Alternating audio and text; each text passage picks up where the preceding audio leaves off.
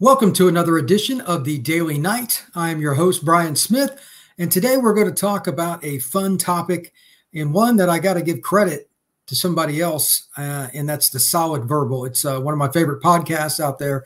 Check them out. They've been doing it for years. They do a good job. They brought up the question, which of the four teams end up winning the Big 12 first from the schools that came into the league that were just announced anyway? UCF, Houston, BYU, or Cincinnati. They all will join on the 1st of July, 2023. Which one gets to the finish line first and grabs a Big 12 title? That's a pretty intriguing question. I think that there's an easy answer to that, and any of the four is the answer. But to pinpoint it down, a few things to note. This is not a different situation than anybody else moving up. I mean, you're going to be playing teams you don't know as much, etc. So the unfamiliarity will work both ways for the 12 or the Big 12 schools already there and the teams that coming in. When they play each other, there's not going to be a lot of familiarity. So we could have some wild games in years 1, 2, and 3 as teams get to know each other. They pick up film, they pick up tendencies. It's different seeing it when you play somebody else as compared to playing it against your own squad. So a few things that I like about each program, as I'm a college football junkie. I probably watch more football than I need to, but it's what I do. So here goes. I'm just going to kind of go at this alphabetically, so bear with me.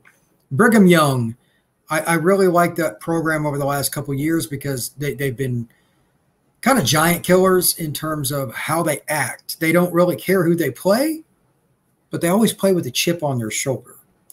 Whenever a team does that and it actually has talent, it matters. Now, of course, they just had a quarterback that went to the New York Jets here recently. That does kind of help. First-round picks at quarterback change your roster. How often they're going to be able to do that, I don't know. Of course, guys like Robbie Bosco, et cetera, played at BYU and been successful over the last 40, 50 years. Steve Young. They've had so many guys. It's incredible. The point is you're not going to expect that every year. But when you play with attitude and you mix it with some talent, you have a chance in any given game.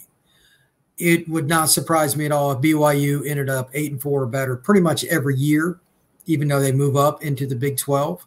And the reason for it is they'll get players, they'll get experience. They take guys, they take LDS missions, they come back, they're older, especially on the O-line.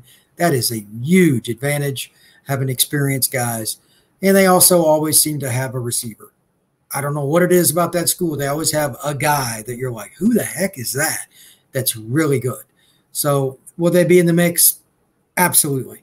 The difference on the whole, if you will, for BYU is very similar to most programs. Do you have a dominant, not a good, a dominant pass rusher and a dominant corner? That's why those two positions are marquee, and it is hit or miss for most programs. Those are the spots that BYU traditionally struggles at. It is not uncommon. But for them to do it, they need somebody to come in and be that guy. They take junior college kids, so even if they don't get one of those guys out of the high school ranks, that's a possibility. And, of course, there is the transfer portal.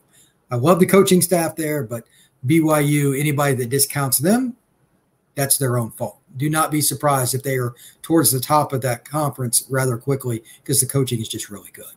Next up is Cincinnati. Luke Fickell and his squad obviously were the class of college football's AAC last year. They were undefeated. They lost to Alabama in the playoffs. They lost a ton of talent, but he's recruited well, especially for the AAC level. And I expect them to bring in a lot of kids that are athletic, that are very versatile once they make the jump to the Big 12. Is it going to be enough right away? I don't know. They got Prater, who's a kid that's developing at quarterback. He'll be a sophomore this upcoming season. He has a lot of talent. He's a local kid that played in Cincinnati for high school.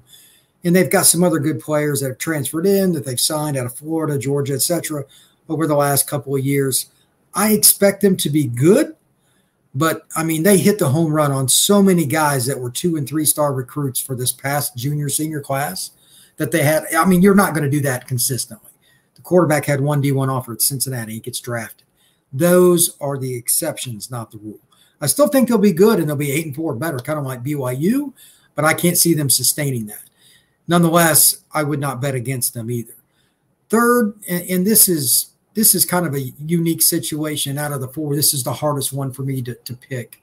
Dana Holgorsen is the head coach for Houston, and he's always been an offensive guy. There's no question. Big 12 is familiar with him. He was at a couple of different places around the country, but I believe it was Oak State is where he was when he kind of really cut his teeth. And he's been up at West Virginia. People were surprised when he took the gig at Houston. I was not. West Virginia is a tough job. You can't get a lot of in-state players because there's just not enough talent there.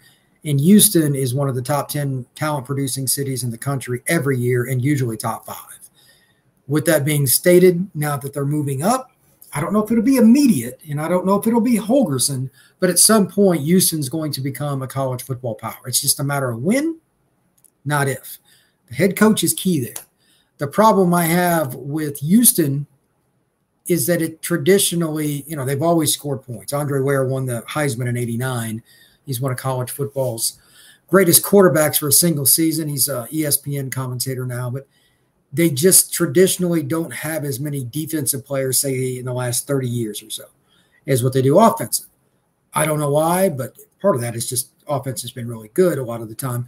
But when they do have a defensive guy, it's usually a dominant player. Can they start building teams on both sides, kind of like Cincinnati did this last year? I think it's yes. I'm just not sure it's going to be right away because I don't have any faith that Holgorsen's teams practice the way you need to in terms of being consistent on defense. That it was never shown at West Virginia, and I don't think it's been shown yet with the current group at Houston to the level I think it should. It's close, but to win a Big 12 title, think about the two teams that were in the Big 12 title game this past year. Texas has a lot of talent in it, and both these schools hit it hard. Oklahoma State and, of course, Baylor. Both really have to rely on the state of Texas, and they got the players to do it. But what's interesting about it is they still won with more juniors and seniors building through their system. Dave Aranda was 2-7 his first year. Oklahoma State has always struggled defensively. They got a coordinator that was really good. Unfortunately for them, he just got scooped up by Ohio State. But they built through that system, and they figured it out. That's just coaching on both ends. I don't trust anybody not named Texas or Oklahoma is going to, those teams kind of out-talent teams with how they recruit in the Big 12. I'm not counting on Houston to do that just yet. And I don't count on Holgorsen to figure that out until otherwise proven as the head coach there. But he wins enough. He's kind of that in-between. They could be 8-4, 9-3 every year. But he could also be a guy that loses a bunch of close games because they can't stop anybody and they go 5-7. They scare me both directions. That they are by far the most difficult out of this four to figure out. Finally, of course, would be the UCF Knights. This is a program that a lot of people expect big things from. Obviously, I run Inside the Knights covering UCF, and I can tell you this much. I like how they're recruiting. They're doing a great job with the transfer portal. They're pushing towards 15 guys out of the portal already for this next season. I don't know how many they'll end up with, but they're building a roster that is going to be deep with sophomores, juniors, and seniors. They're just not going to take as many high school kids anymore. That's pretty clear, unless it's an upper echelon player or a kid that just has a ton of upside. They're just not. Everybody has their different opinions about the transfer portal, and that's what Gus Malzahn and his staff is doing. It's about half and half, and it's worked for them so far. Year one, it worked really well. No reason to think that it won't work moving forward. The thing that I think they need to do best to be in that upper echelon and win the Big 12, probably just continue with the defensive theme. Historically, much like Houston, this is a team that has won with offense, and that's fine. But if you're going to win championships at the Power 5 level, it's about recruiting dudes, corner, DN, BYU's in the same situation. The teams that get those kids and develop them will be the teams that end up in the Big 12 championship game. The teams that come up a little short there will be your 8-4, 9-3 teams. The only other question about UCF is, can they start getting a few of those Texas kids to come over to Orlando? That'll be kind of interesting. It's a little side note, but I really don't know. Finally, to wrap this up, I think that it's really not important to say, well, which one wins it first. Can any of them win it in the first 2, maybe 3 years? That's maybe the more important question, so I'll take it to that step. And I still say yes, it's possible, but I don't know which one it would be, because while they all have young quarterbacks that I like, you got Keene and Castellanos, et cetera, at UCF, you got Prater. I don't know the rosters at Houston and BYU well enough to compare them to Cincinnati and UCF, two teams I'm much more familiar with. So two of them I think can, because they got quarterback play coming up. Two of them I don't know much about, but I respect their coaching staffs in terms of being able to score. So I think they'll develop somebody. Now can each of them, being Houston and BYU, play enough defense? I think they can, but they've got to prove it in more Houston than BYU. I like BYU staff definitely better than Houston right now. So anyway, the question was asked, which of the four teams can come out and win a Big 12 title out of the newbies?